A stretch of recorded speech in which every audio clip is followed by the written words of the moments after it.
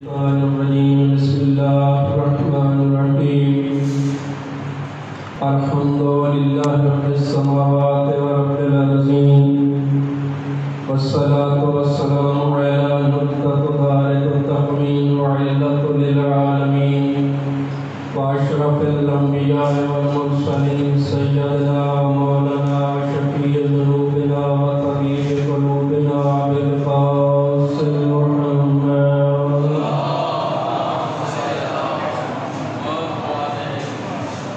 وآل بيته الطيبين الطاهرين المعصومين الميامين الذين أذهب الله عنهم الرجس وطهرهم تطهيرا.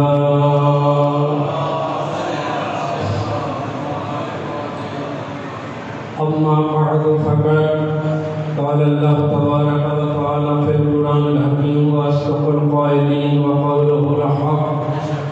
بسم الله الرحمن الرحيم تبارك الذي بيده الملك وهو على كل شيء قدير الذي خلق الموت والحياة ليبلوكم أيكم أحسن عملا سواء.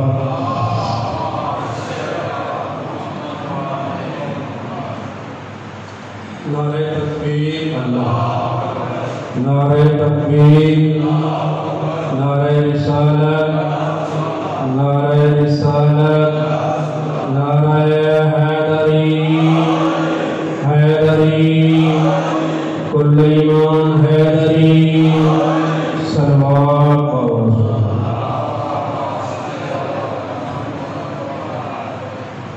صلوات اہل بیت محمد مصطفیٰ صلی اللہ علیہ وآلہ وسلم کا خمس ہے. اسے قرض سمجھ کے نہیں فرض سمجھ کے پڑھتے ہیں.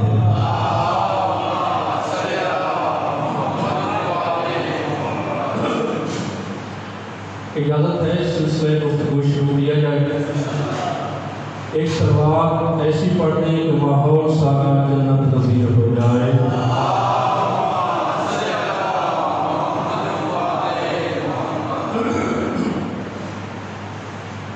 اس سالے ثواب کی مجلس ترحیم ہے. میری دعا ہے پاکوں کے پاک دربار میں آل محمد کا اللہ جملہ مومنین و مومنات مرحومین و مرحومات کے درجات جنت میں اعلیٰ فرمائے.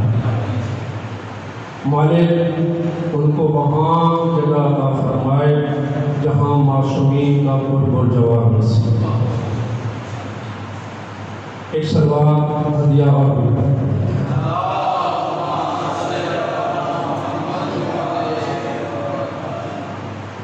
صلوات پڑھنے کا رواج ہی ایسے ہے یا مجھے دیکھ کے آپ ایسے صلوات پڑھ رہے ہیں؟ صلوات پڑھ محمد اللہ صلی اللہ محمد وآل محمد وعجل فرجکم. بزرگان محترم، عزیزان ذی وقار، موالیان حیدر قرار، عزتدار عزاداران حضرت امام حسین علیہ السلام، میں نے آپ صاحبان فکر کے سامنے قرآن مجید فرقان حمید 29واں پارہ سورہ ملک کی پہلی آیہ مجیدہ کے تلاوت کرنے کا شرف حاصل کیا. میں سبھی سے مخاطب ہوں، نام مجھے ان دونوں حضرات کیا.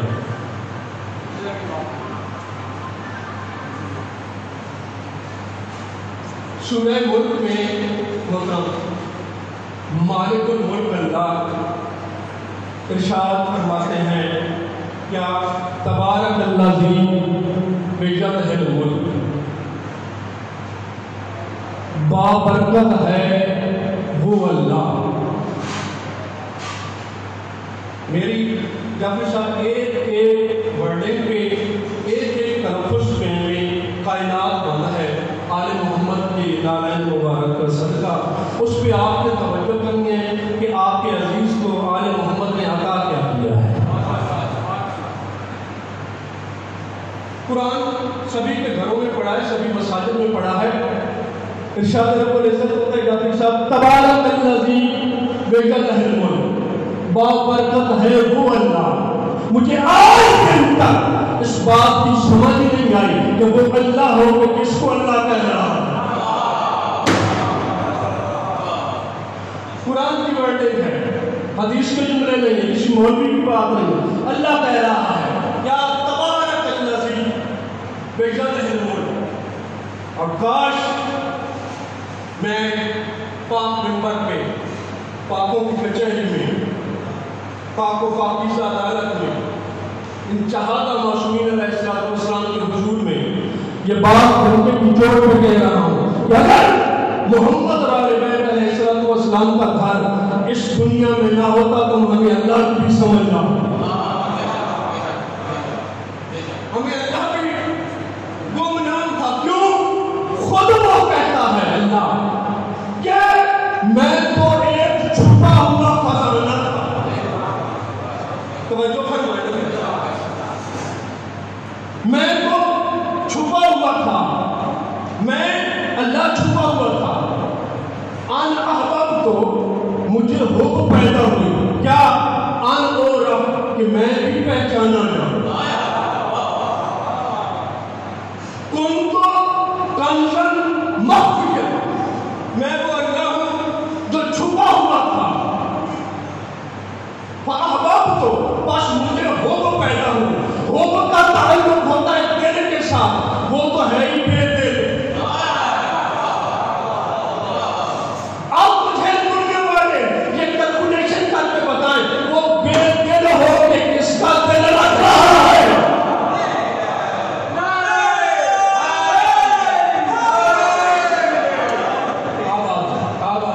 وہ بے دل ہو کے اس کے دل میں کس کی محبت سما رہی ہے؟ فرماتے ہیں اللہ ہم تو مجھے حب پیدا ہوئی، کیا آن ہو رہا کہ میں بھی پہچانا جاؤں۔ اچھا دوستو بھائیو سنی شیعہ برادران اسلام، مجھے یہ بتاؤ کہ کائنات کا خالق اور مالک تو وہ خود ہے، بنائی اس نے، سجائی اس نے، وہ چھپا ہوا کس کے ساتھ تھا؟ سلوات پڑھی بابا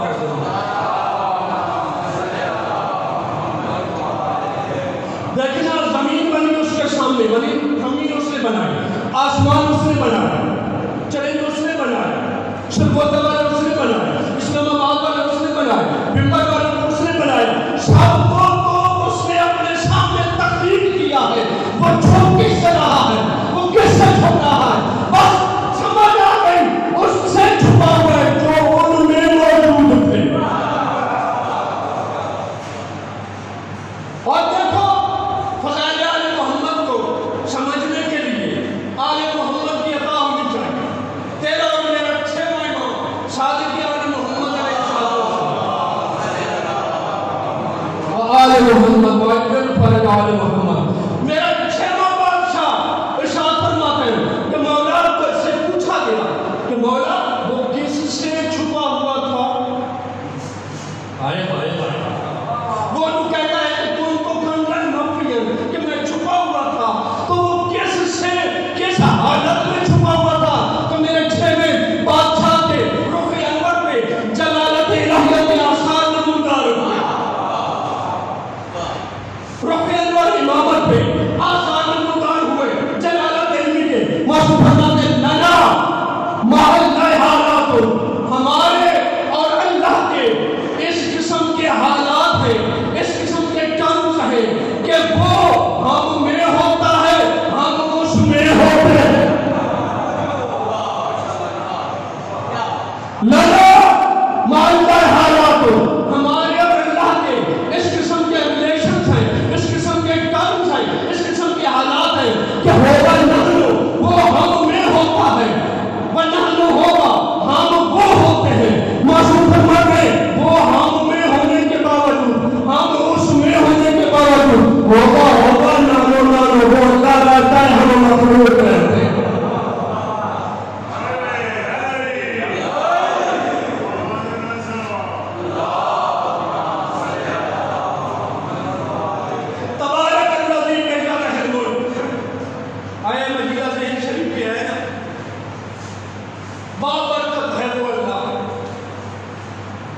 صاحب نہج البلاغہ امام متقیان علی بن ابی طالب علیہ السلام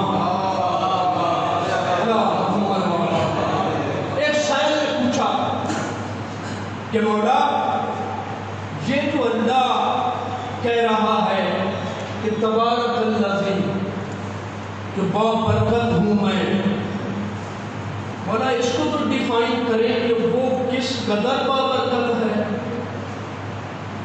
تمہاری خاموشی پہ بھی دار ہے۔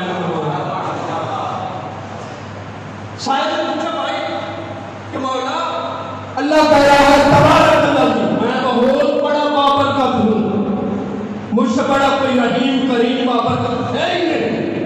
مالک وہ مالک اتنا بابرکت ہے تو ساری جلالت علمی علیم و ذات صدور علی ولی اللہ کے چہرے پہ نمودار ہوئی۔ مالک مسکرا کے ارشاد فرماتے ہیں اے بندہ خدا آ میں تجھے میرے نزدیک ہو، میں تجھے بتاؤں کہ میرا اللہ کتنا بابرکت ہے۔ کون کہتا ہے کہ شیعوں کو توحید نہیں آتی؟ کون کہتا ہے کہ شیعہ توحید کے لفظ اللہ قائم نہیں ہے؟ بھائی دیکھو ہم علی اللہ والے نہیں ہیں، ہم علی ولی اللہ والے ہیں۔ ہم علی اللہ والے نہیں ہیں، ہم علی ولی اللہ، علی کا بھی کوئی اللہ ہے، ہم اس کو جھکتے ہیں۔ مالک سے پوچھا گیا مالک یہ جتنا بابرکت ہے، معصوم امام ارشاد فرماتے ہیں میرے قریب ادھر منی میرے قریب وہ شہر قریب ہوا۔ مالک ارشاد فرماتے ہیں کہ وہ اتنا بابرکت ہے کہ جس فرشتے کے ہاتھوں رات کو بندے کے گناہ اوپر جاتے ہیں نا، صبح اسی فرشتے کے ہاتھوں اللہ اس کا رزق نیچے بھیجتا ہے۔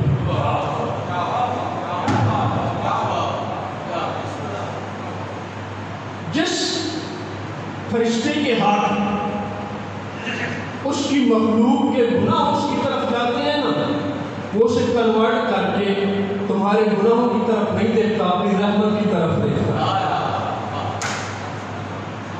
پھر صبح صبح اسی فرشتے کے ہاتھوں وہ میرا بابرکت اللہ، میرا رحیم کریم اللہ، اسی فرشتے کے ہاتھوں تیرے گناہوں کے بدلے میں تیرا رزق واپس ہے۔ اور تیرا اور میرا معصوم امام نہج البلاغہ میں ارشاد فرماتے ہیں رزق اللہ کا ہے، تقسیم کرنے والا میں نہیں۔ نا قسیم النار نا قسیم الرزق، رزق تقسیم کرنے والا میں نہیں۔ اور مالک اپنے شیعوں کو ایڈریس کر کے خطاب کر کے فرماتے ہیں اے میرے ماننے والوں یا شیعہ صبح سویرے الگ صبح جلدی جلدی جاگ جایا کرو، کیونکہ اپنے حصے کا رزق لے لیا کرو، میں تقسیم کر رہا ہوں۔ میں علی تمہارا رزق تقسیم، مجھ جیسا ایک نا والا نا خلق۔ پوچھا مولا جب میں سو رہا ہوتا ہوں کہ قاسم رضا علوی سو رہا ہے، مولا پھر میرا رزق کہاں جاتا ہے؟ مولا فرماتے ہیں تیرے حصے کا بھی رزق تقسیم ہو جاتا ہے، لیکن تو نہیں لیتا، تیرے حصے کا رزق تیرے کتے لے جاتے ہیں۔ سلوات پڑھیں۔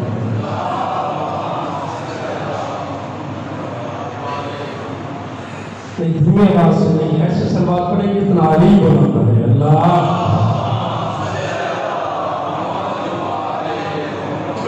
پریشان تو نہیں ہو رہے؟ بسم اللہ۔ آپ کی زندگی کا راستہ ارجن شمالی آرام و اسکام آفات و بلیات سے مولا کریم آپ کو ہم سب کو مملکت پاکستان کو آزاد کشمیر کو مولا محفوظ و مامون فرمائے۔ آگے چلتے ہیں، اس سے اگلی آیت کا پوچھا ہے، آیت کا جوش ہے تبارک الذی بیدہ الملک وہو علی کل شیء قدیر۔ الذی خلق الموت والحیات لیبلوکم ایکم احسن عملا۔ وہ علی کل شیء قدیر اللہ ہے، ہر چیز پر مطلقاً قادر ہے، اور اتنا قادر ہے کہ ایسا قادر ہے کہ وہ موت کا بھی خالق ہے اور زندگی کا بھی خالق ہے۔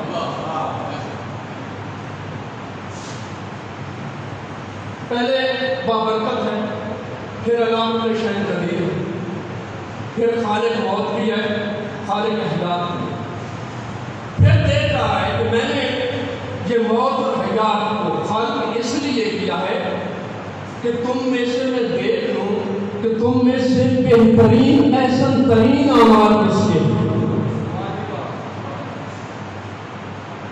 آیت کی لفظوں پہ غور فرمایا، مالک کہہ رہا ہے مجھے احسن ترین عمل چاہیے، مجھے ڈھیر عمل نہیں چاہیے،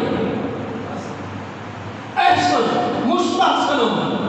اچھا جو اللہ کل شیء قدیر ہے، یہی آیت کا جز لیکن مدینے کا ایک یہودی، توجہ بھائی بھرپور توجہ، مدینے کا ایک یہودی یہ آیت مدینہ لے کے پیغمبر علیہ السلام کے بعد حضور پر نور کے دربار میں آیا اور ممبر پہ جو بادشاہ سلامت بیٹھے تھے نا اس کے سامنے یہ آیت مدینہ کی تلاوت کیا اور سامنے رکھا، کہتا ہے مسلمانوں کے بادشاہ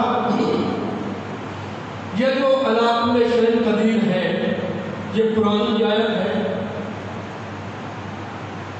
وہ صاحب ممبر کہنے لگا بے شک یہ قرآن کی آیت مدینہ ہے، سچے قرآن کی سچی آیت ہے۔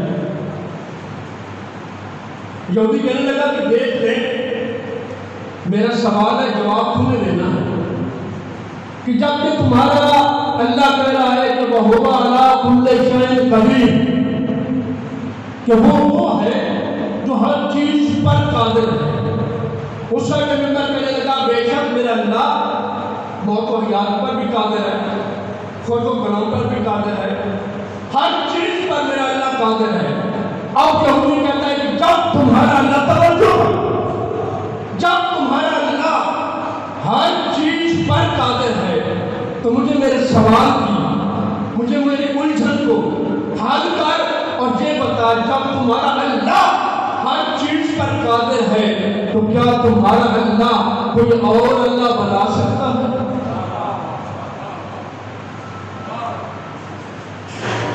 آپ نے توجہ ہی نہیں۔ بابا جی وہ یہودی کہتا ہے کہ وہ تو اللہ کل شیء قدیر بے پاور ہے، پاورفل اللہ ہے تمہارا اللہ، تو کیا تمہارے اللہ میں اتنی پاور سکت جرأت طاقت ہے کہ وہ کوئی اور اللہ بنا سکتا ہے؟ وہ صاحب محمد سر کے بالوں سے لے کے پاؤں کے ناخنوں تک پسینے میں شراب میں ہو گیا۔ اب کہتا ہے اپنے درباری حواریوں سے کہ تلوار لاؤ، جلاد کو کہتا ہے تلوار لے کے آؤ۔ وہ یہودی کہتا ہے کہ کیوں تلوار کیوں منگا رہا ہے؟ کہتا ہے تیرا ساتھ تن سے جدا کرتا ہوں۔ وہ یہودی کہتا ہے کس زمانے میں؟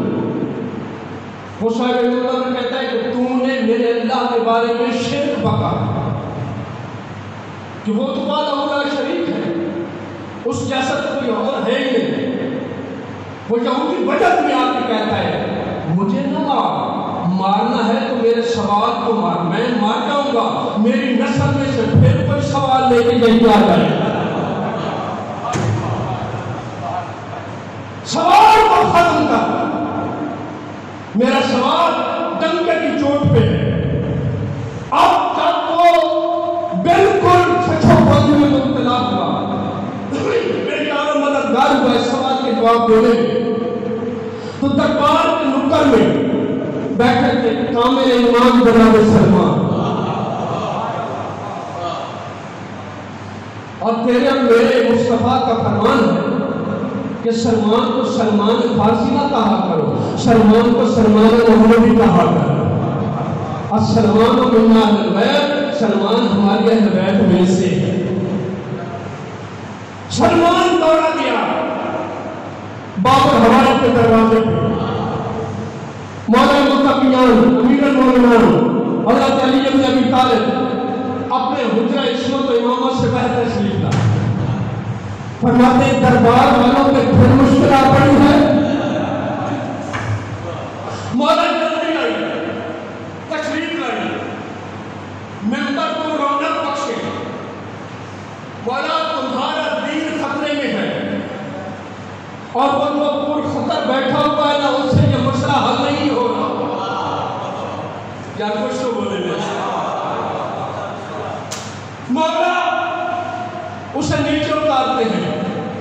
مولا وہاں پہ جا کے بیٹھتے ہیں، تشریف فرما ہوتے ہیں جہاں رسالت پناہ بیٹھتا ہے، پیغمبر کی جگہ پہ پیغمبر کا سچا جانشین بیٹھے۔ اب جناب عمران کے لخت جگر جناب سلمان سے فرمائے، سلمان اس یہودی کو میرے سامنے لا جو میرے بھائی محمد مصطفیٰ کے دین پہ حملہ کر رہا ہے، جو توحید پہ حملہ کر رہا ہے، وہ یہودی سامنے آئے۔ یہودی کہتا ہے پہلے سے حل نہیں ہوا تھا، اس سے کیسے یہ حل ہوگا؟ وہ یہودی سامنے آ کے کہتا ہے کہ میرا یہ سوال ہے۔ مولا فرماتا ہے میں تیرا سوال بھی جانتا ہوں، تیرا جواب بھی جانتا ہوں۔ مولا فرماتا ہے میں وہ نہیں ہوں جو تیری سوچ میں سوچوں کا بھی خالق ہوں، میں سوچوں کا بھی نام ہوں، مجھے سوچنے والے ڈھیر ہوں گے، ماننے والے تھوڑے ہوں۔ مولا فرماتے ہیں اپنا سوال کو کیا؟ وہ یہودی کہتا ہے یا علی یہ قرآن کی آیت مجید ہے، وہ علی کل شیء قدیر، تمہارا اللہ ہر چیز پر قدرت کاملہ رکھتا ہے، کیا یہ سچ ہے؟ ہمارے فرماتے ہیں بالکل سچ ہے، 100% سچ ہے۔ اچھا جب سچ ہے تمہارا اللہ علی کل شیء قدیر بھی ہے، تمہارے مولا مجھے یہ بتائیں تمہارے اللہ میں اتنی پاور اور شکت ہے کہ وہ کوئی اور اللہ بنا سکتا ہے؟ جعفری صاحب توجہ فرمانا، وہ کوئی اور اللہ بنا سکتا ہے؟ مولا بجٹ میں آ کے اس کی آنکھوں میں آنکھیں ڈال کے ارشاد فرماتے ہیں اور یہودی مدینے کے رہنے والا میرا اللہ ایک اللہ نہیں 101 اللہ بنا سکتا ہے۔ میرا اللہ ایک اللہ نہیں 101 اللہ بنا سکتا ہے۔ وہ یہودی قریب ہوا اور مولا کی طرف دے کے کہتا ہے پھر وہ ایک تو نہیں رہے گا، اس کا تو کوئی شریک ہو جائے گا۔ مولا فرماتے ہیں بکواس بند کر، میرا اللہ جتنے اللہ بنائے گا وہ مخلوق ہو کہ میرا اللہ پھر بھی خالق رہے گا۔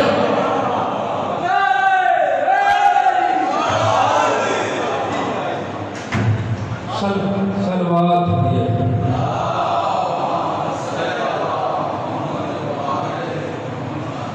میرا اللہ 101 اللہ بنا سکتا ہے، لیکن جتنے بھی اللہ بنتے جائیں گے وہ میرے اللہ کی مخلوق ہوتی جائے گی، میرا اللہ پھر بھی خالق ہے۔ خلق الموت والحیات، اس نے موت کو بھی خلق کیا ہے اور حیات کو بھی خلق۔ میں نے ایک رات عالم بے خیالی میں مصلی عبادت میں بیٹھ گئے، میں نے اللہ سے یہ سوال کیا مالک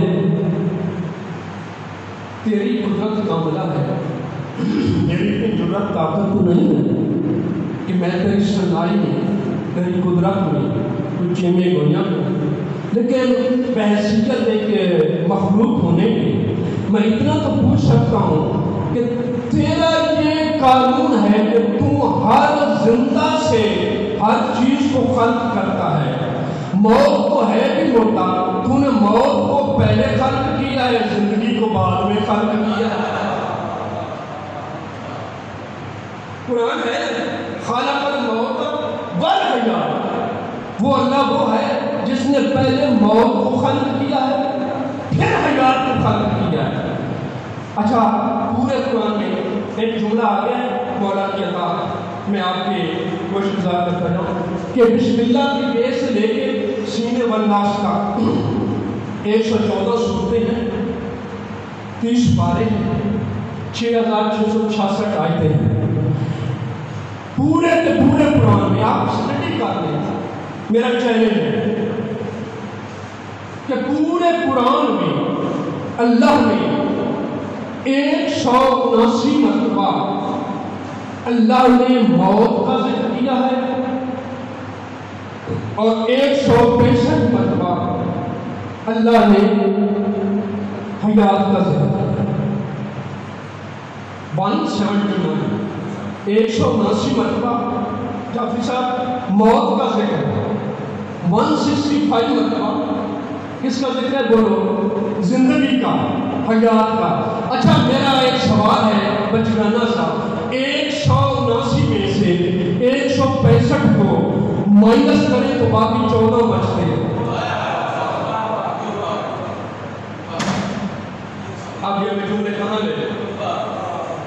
179 میں سے 165 کو مائنس کریں تو 14 بچتے ہیں، 14 بچتے ہیں۔ مسئلہ ابھی بھی سمجھ میں نہیں آیا کہ جس کی زندگی سے 14 نکل جائے وہ مردہ ہوتا ہے، جس کی شامل ہو جائے وہ مردہ ہوتا ہے۔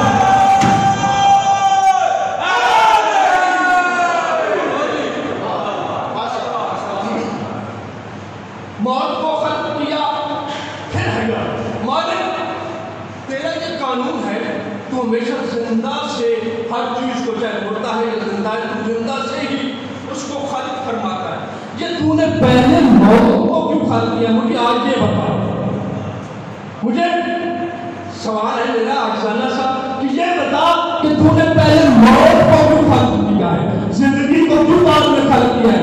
آواز قدرت قاسم الوی، انسان بن، میری مخلوق بن، میں نے موت کو پہلے اس لیے خلق کیا ہے، زندگی کو اس لیے بعد میں خلق کیا ہے کہ لوگ میرے مخلوق، میرے امت، میرے رسول کی امت، میری مخلوق پہلے موت کی معرفت حاصل کر کے زندگی گزارنے کا ڈھنگ آ جائے گا۔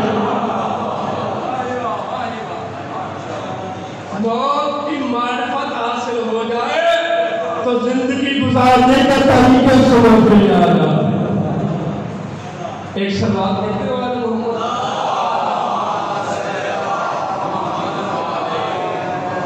جہیل موت و حیات کو میں کوئی آؤٹ آف سلیبس بات نہیں کر رہا، جو قرآن اور اہل بیت کا فلسفہ ہے میں آپ کے گوش گزار کر رہا ہوں۔ جہیل موت و حیات کا فلسفہ لے کے موت و حیات کے خالقوں کا ماننے والا جناب بہلول، نہیں بہلول کی آپ کو سمجھ ہے، ادراک نہیں ہے۔ بہلول ایک دریا کے کنارے بیٹھا ہے، اس کے ہاتھ میں گلاس ہے، دریا کا کنارہ جو ہے اس میں سوراخ کر رہا ہے اور پانی اس میں دے رہا ہے۔ اوپر سے اس کا چچا ذات بھائی کزن ہارون جو بادشاہ وقت تھا گھوڑے پہ سوار ہے، کہتے بہلول یہ کیا کر رہا ہے؟ کہتے یہ ملنگوں کی بات ہے، یہ بادشاہوں والا فلسفہ نہیں ہے، تو اپنا کام کر۔ نہیں مجھے یہ پتا کہ یہ تو کیا کام کر رہا ہے؟ کہتا ہے سارے دریا کا پانی نا اس گلاس میں جمع کرنا چاہتا ہے، سارے جیوس میں۔ آپ کے مسکرانے کا بھی فائدہ ہے کہ آل محمد کے فضائل میں مسکرا دینا 40 سال کی نماز تہجد سے بھی افضل ہے۔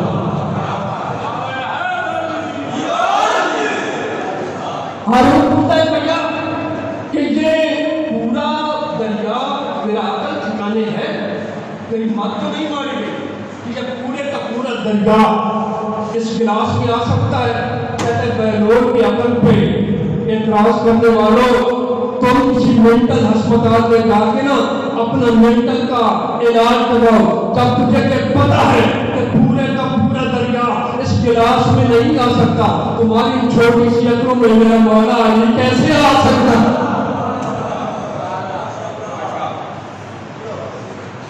یہی بہلول بازار کی چوک میں بیٹھ جاتا،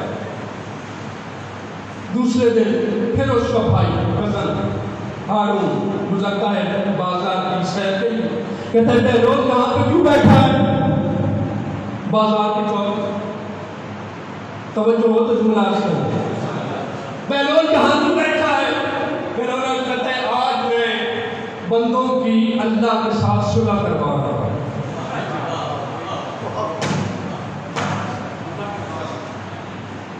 بندوں کی اللہ کے ساتھ صلح کروا رہا ہوں، ہوئی نہیں، کیوں؟ بہلول بجٹ میں آ کے کہتے ہیں آج اللہ مان رہا ہے بندے نہیں مان رہے.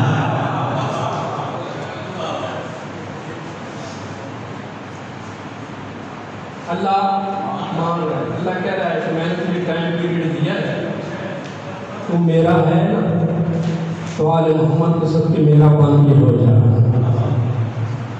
مجھے اللہ تسلیم کر لے، آل محمد کی ولایت کو تسلیم کر لے، کسی کا حق غصب نہ کر، کسی کو ہاتھ سے نقصان نہ دے، کسی کو آنکھ سے نقصان نہ دے.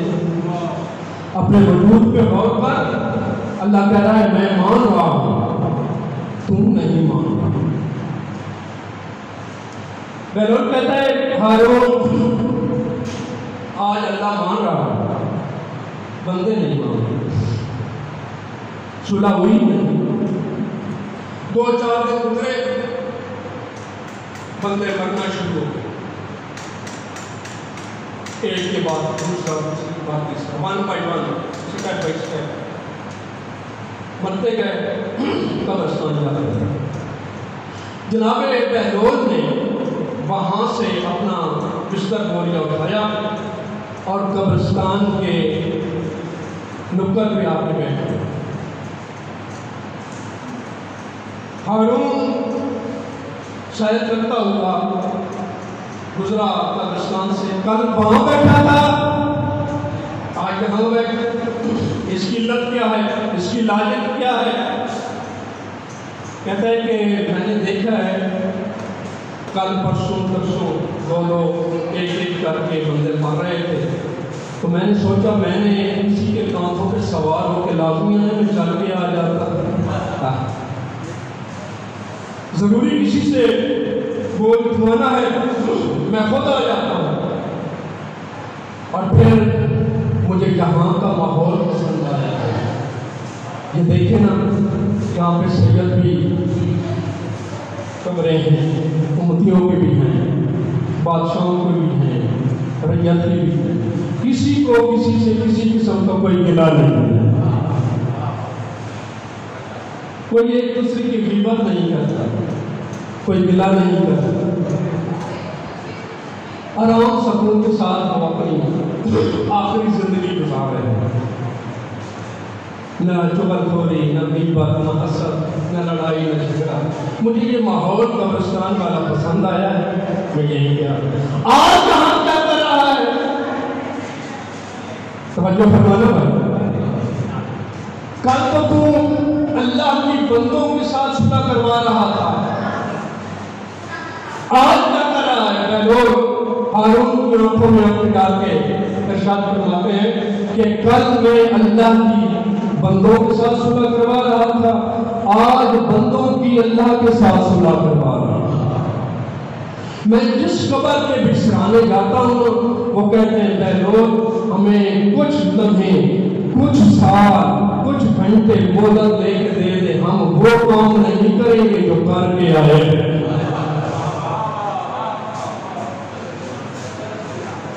ہم وہ کام نہیں کریں گے، غیبت نہیں کریں گے کسی کا، گلہ نہیں کریں گے کسی کا، دھوکہ نہیں دیں گے، فراڈ نہیں کریں گے، انسان کو انسانیت سکھائیں گے، انسانیت کا درس دیں گے. ہم وہ کام نہیں کریں گے. بہلول کہتا ہے اللہ نے مجھے ارشاد فرمایا ہے کہ میں ان سے بہلول ان مردوں سے کہہ دے کہ میں نے تجھے مرنے کے بعد ایک دفعہ زندگی دی تھی. بہلول کب؟ بہلول کہتا ہے اللہ کہتا ہے جب تمہارا ایک دفعہ ایکسیڈنٹ ہوا تھا، جب تم بیمار ہوئے تھے، بستر بیماری پہ پڑے ہوئے تھے، تمہارے بچنے کی کوئی توفیق نہیں تھی، کوئی چانس نہیں تھا. کسی نے مجلس کا دعا کی، کسی نے قرآن خوانی کی دعا کی، کسی نے ماتم میں ماتمیوں سے عرض کیا کہ اس کی زندگی کی دعا کرو. اللہ نے تمہیں دوبارہ زندگی عطا کی تھی. وہی تو اللہ ہے تو موت کے بعد بھی زندگی کو سلوات پڑھ رہے ہیں.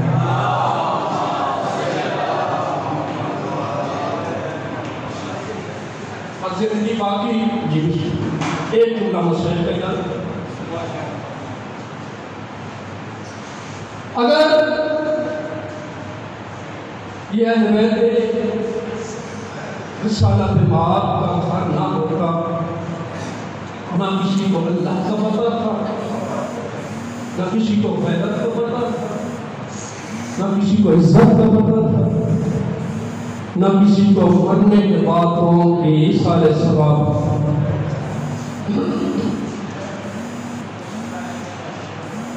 دین اللہ کا بچ گیا، شریعت رسول کی بچ گئی، تلاوت قرآن کی بچ گئی، زیارت کعبے کی بچ گئی، اجڑ گیا نبی کا گھر۔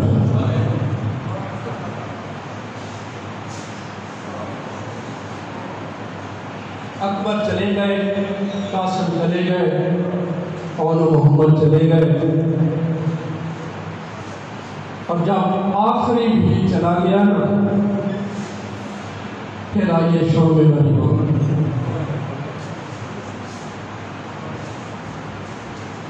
رسن آئے ہیں، بھیڑیاں آئی ہیں، توق آئے ہیں، بے پرانوں اونٹوں پہ سوار ہو کے مخبرات عصمت باہر۔ میں بہنوں کے پردے قربان کر دوں، شیعہ سنی دوستوں بھائی، اور جب گئی آل محمد کا لٹا ہوا قافلہ، قیدی قافلہ مقتل میں آیا ہے نا، تو بڑی عالیہ چھوٹی عالیہ سے پوچھتی ہے، کلثوم بہن مجھے لے کے بچا، میرے نانے کا پسندیدہ نواسہ پڑھو بھی سن۔